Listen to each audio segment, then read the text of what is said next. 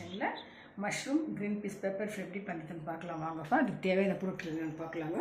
200 gram mushroom, green peas, tomato, coriander leaf, onion, ஆஃப் சில்லிங்க, chilli powder, salt, jeera powder, turmeric powder, pepper powder, ஆயிலுங்க.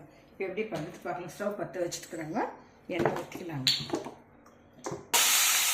Onion green chilli போட்டுக்கலாங்க. நீங்கள் அதில் முதல்ல green பீஸும் போட்டுக்கலாங்க.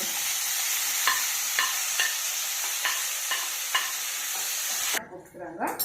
அப்புறம் pepper powder, turmeric powder, jeera powder, அப்புறம் சில்லி பவுடர் கொஞ்சம்.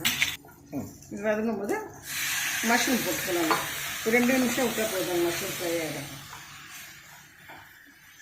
கோரியண்டர் லீஃப் போட்டு இறக்கிடலாம் ஃப்ரெண்ட்ஸ். ஆயிடுச்சு mushroom fry. Mushroom fry ready ஆகிடுச்சுங்க. இது பேச்சுலர் ஸ்டூடெண்ட்